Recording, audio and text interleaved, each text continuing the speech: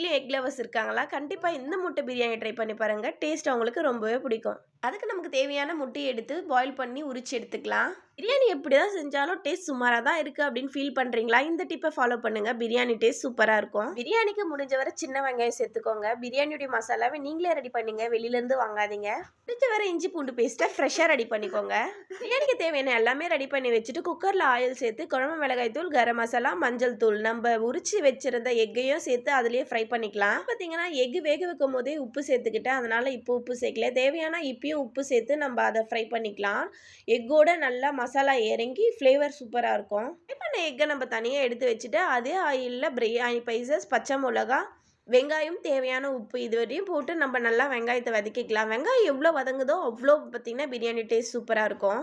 நான் எப்பவுமே பிரியாணி செய்யும் போது பார்த்தீங்கன்னா வெங்காயத்தை அதிகமாகவும் தக்காளியை ரொம்ப கம்மியாகவும் சேர்ப்பேன். வெங்காயம் நமக்கு நல்லா இந்த அளவுக்கு ப்ரௌனிஷாக வதங்கின பிறகு நம்ம தக்காளியை சேர்த்துக்கலாம். தக்காளி சேர்ந்து நல்லா குழஞ்ச பிறகு 2 ஸ்பூன் போல் நான் இஞ்சி பூண்டு சேர்த்துக்கிட்டேன். வெங்காயத்தை சேர்த்த உடனே நம்ம இஞ்சி பூண்டு சேர்க்கலாம். ஆனால் சீக்கிரமாகவே அடி பிடிச்சிரும். அதனால் பார்த்தீங்கன்னா தக்காளி சேர்த்த பிறகு நான் இஞ்சி பூண்டு சேர்த்துருக்கேன். 2 ஸ்பூன் போல் தயிர் சேர்த்துக்கலாம். தேவையான புதினாவும் கொத்தமல்லியும் சேர்த்து நல்லா வதக்கி விட்டுக்கலாம். இது எல்லாமே பார்த்தீங்கன்னா நல்லாவே வதங்கிருச்சு. இந்த ஸ்டேஜில் பார்த்தீங்கன்னா நம்ம கரம் மசாலாவும் ஆச்சி மிளகாய் தூளும் சேர்த்துக்கலாம். இப்போ நம்ம ஃப்ரை பண்ணி வச்சிருந்த எக்கை சேர்த்து எக்கு கொஞ்சம் கூட உடையாமல் 2 பெரட்டு விட்டுக்கலாம். வீடியோ பார்க்குற உங்களுக்கு டெம்ட் ஆகுதா இல்லையான்னு தெரியல. வீடியோ எடிட் பண்ணும்போது எனக்கு டெம்ட் ஆச்சு. நான் வீட்டில் சாதத்துக்கு யூஸ் பண்ணுற அதே அரிசியை தான் பிரியாணிக்கும் யூஸ் பண்ணியிருந்தேன். 1 டம்ளர் அரிசிக்கு 2 டம்ளர் தண்ணி சேர்த்து நல்லா கொதிக்க வச்சுக்கலாம். நல்லா கொதிச்ச உடனே நான் அரிசியை 1/2 hour ஊற வச்சு கழுவி எடுத்து வச்சிருக்கேன். அதையும் சேர்த்துக்கலாம்.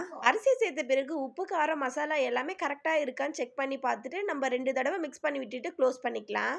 என்னுடைய அரிசிக்கு பார்த்தீங்கன்னா 3 விசில் விட்டு ப்ரெஷர் எல்லாமே அடங்கின பிறகு குக்கரை ஓப்பன் பண்ணேன். நல்லா உதிரான முட்டை பிரியாணி ரெடி. வெங்காய ரைத்தா இல்லாம பிரியாணி சாப்பிட்டா அந்த பிரியாணி சாப்பிட்ட ஃபீலே இருக்காது. அதனால வெங்காய ரைத்தாவும் ரெடி பண்ணிட்டேன். பாப்பாக்கு லஞ்ச் பேக் பண்ணி அனுப்பிச்சிட்ட பிறகுதான் நான் வந்து சாப்பிட்டு பார்த்தேன். ஒரு பைட் எடுத்து வைக்கும் போதுதான் வாவ் இவ்வளோ சூப்பரா வரும், நம்மளே எதிர்பார்க்கல அப்படின்னு நினைச்சேன். வீடியோ பிடிச்சா லைக் பண்ணுங்க, சப்ஸ்கிரைப் பண்ணுங்க. அடுத்த வீடியோல பார்க்கலாம். பாய்.